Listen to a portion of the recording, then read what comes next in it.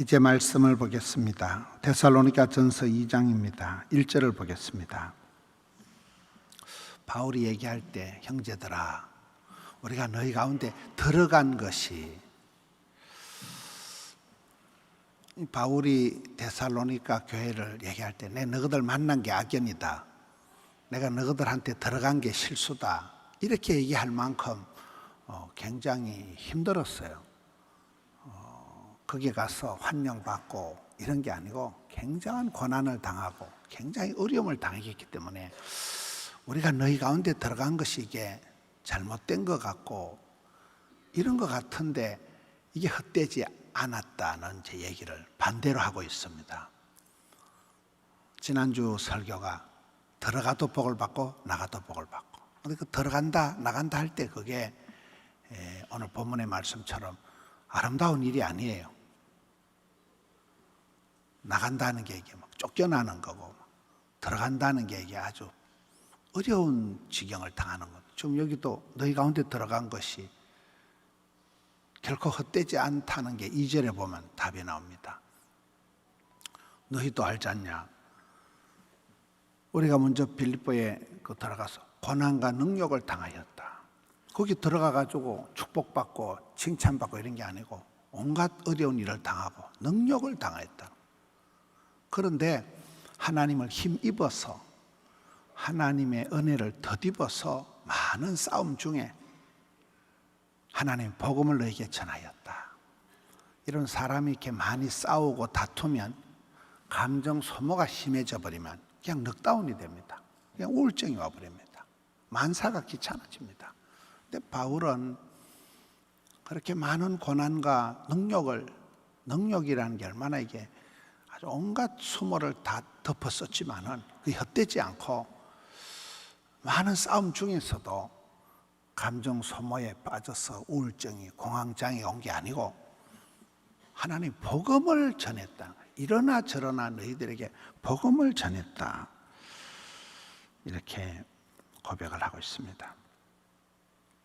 3절에 우리의 겉면은 간사함도 없고 부족한 것도 아니고 속임수란 것다. 순수했다는 거예요. 순수하게 복음을 전했다. 4절에 바울이 사역을 할 때 바울의 사역은 사람에게 알랑방구 끼고 사람에게 잘별을 하는 게 아니라 오직 하나님을 기쁘시게 하는, 인생의 구호가 하나님을 기쁘시게, 가정을 행복하게, 교회를 건강하게, 세상을 아름답게 이렇잖아요. 하나님을 영화롭게, 하나님을 기쁘시게 하는 게 오매불망 바울의 사역의 핵심입니다. 많은 경우에 사람들이 사람 눈치 보고 결국은 하나님을 기쁘시게 시작했다가도 사람 때문에 사람을 이렇게 눈치 보다가 마무리하는 경우가 많은데 바울은 오매불망 하나님을 기쁘시게 했다. 5절 너희도 알거니와, 오늘 데살로니가서 2장에 보면 계속해서 나오는 말들이 너희도 알거니와 너희도 알거니와 이 표현이 계속 나옵니다. 그것은 사도 바울이 굉장히 이 성도들하고 공감을 한다는 거예요. 너도 알지 않냐? 너도 봤지 않냐? 너도 들었지 않냐? 굉장히 성도들과 이렇게 공감을 해가면서 얘기를 하고 있습니다. 너희도 알지만은 우리가 아무 때도 아첨하는 말이나 탐심의 탈을 쓰지 아니한 것을 하나님께서 정언하신다. 굉장히 사심이 없는 순수하게 복음을 전했다는 얘기를 계속하고 있습니다. 7절 우리는 그리스도의 사도로서 마땅히 권위를 주장할 수 있으나 바울이 권리를 주장하지 않습니다. 도리어 너희 가운데서 유순한 자가 되어 온유함과 겸손함으로 유모가 자기 자녀를 기른 것 같이 하였다. 자녀를 양육하는 것 같이 했다. 오늘 말씀에 이제 큰 그게 또 11절에 같이 반복이 됩니다. 11절에 가서 보면 너희도 아는 바와 같이 계속 너도 알지 않냐? 네가 나를 모르냐? 너희도 겪어봤지 않냐? 우리가 너희 각 사람에게 애비가 자기 자식을 권면하듯이 그렇게 위로하고 한다는 거예요. 오늘 말씀의 큰 흐름이 하나는 사도 바울의 사역은 오매불망 하나님을 기쁘시게 하나님을 영화롭게 하는 거고, 두 번째는 부모가 자식을 이렇게 위로하듯이 교훈하듯이 경계하듯이 권면하듯이 잔소리하듯이 부모가 자식을 키우듯이 그렇게 데살로니가 교회를 목양을 했다는 얘기를 계속하고 있습니다. 9절 말씀. 형제들아, 우리의 수고와 애성 너희가 기억하리니. 너희도 다 머리에 생각하고 있지 않냐? 너희 아무에게도 폐를 끼치지 아니하려고 밤낮으로 일하면서 너희에게 하나님의 복음을 전하였다. 이 사도 바울의 자비량 사역을 말하는 거잖아요. 텐트 메이커. 밤낮으로 직접 일을 하면서 텐트를 만들어 팔면서 일을 한 거예요. 이 자비량 사역을 얘기합니다. 남에게 폐를 끼치지 아니하려고. 일본 사람들의 문화가 이렇게 남에게 폐를 안 끼치는 문화 있잖아요. 굉장히 이렇게 사도 바울이 복음을 위해서는 목숨을 걸고 하지만은 성도들에게 부담을 주지 않으려고, 폐를 끼치지 않으려고 자기 스스로 밤낮으로 텐트를 만들어 팔면서 일을 하면서 자비량하면서 너에게 복음을 전했다. 오늘 말씀이 크게 두 가지입니다. 이 많은 어려움을 당하고 가서 칭찬받는 것도 아니고 힘든 가운데서도 많이 싸웠다, 능욕을 당했다, 온갖 수모를 당하고 고초를 당하면서도 감정적으로 이렇게 트라우마가 생기거나 감정을 너무 많이 이렇게 소모해가지고 지치거나 이런 게 아니라 어쨌든 복음을 전했다는 것. 그것 때문에 더 복음을 전했다. 마지막 남는 것은 복음 전한 것만 남는다는 거예요. 그리고 큰 소리 치거나 권리를 주장하거나 당연한 듯이 권위를 내세우는 건 아니고 부모가 자녀를 대하듯이 그렇게 온유하고 겸손하게 따뜻하게 유순하게 섬세하게 이렇게 교회를 자식을 케어하듯이 자식을 양육하듯이 했다는 이 두 가지가 오늘 본문의 가르침입니다. 어떤 애비가 자식이 생선을 달라는데 뱀을 주냐?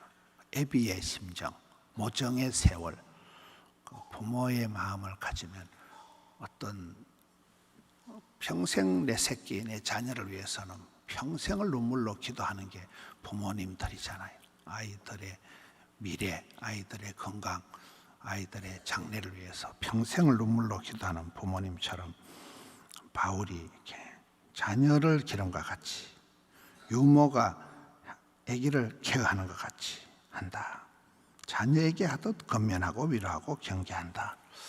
우리의 삶도 그렇습니다. 오늘 하루도 우리 다음 세대, 우리 수험생들, 취업생들, 또 장가를 가도 시집을 보내도 또 결혼을 안 하고 결혼하고도 교회를 또 안 나가는 자녀들이 많습니다. 어떤 분은 손자를 위해서 기도하는 거예요.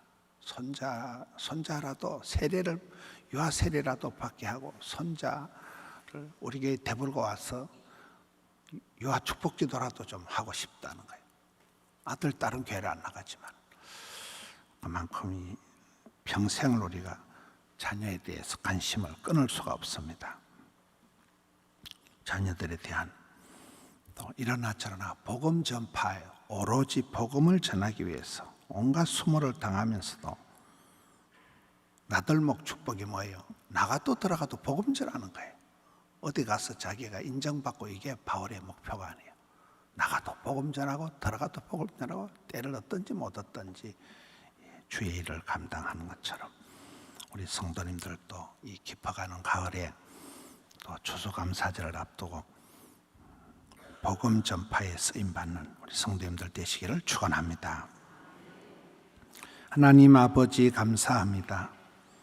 새벽을 깨우고 덕천성전, 함영성전, 드림센터 영상으로 주님 앞에 나아갑니다.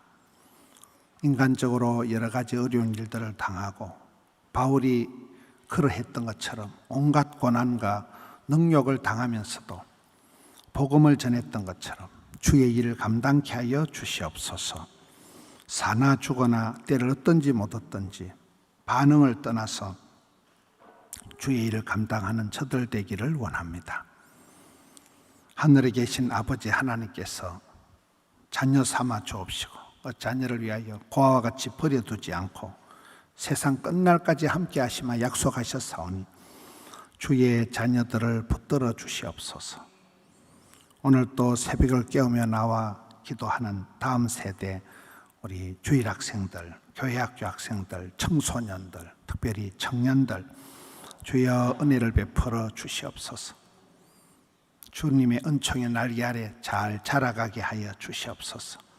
이번 주간에 있을 수능을 때 부형들에게 또 아이들에게 지혜와 명철을 주옵시고 수능 이후에 평생을 인도하여 주시옵소서. 바울과 같이 어디를 가든지 주의 기쁨이 되게 하여 주시옵소서. 오늘 또 믿음으로 올려드린 정성을 받아 주옵소서. 이 땅에 살아가는 세월 동안 섬기며 베풀며 장악하며 선교하며 구제하며 쓰임받을지언정 빌어먹을 일이 없게 하여 주시옵소서.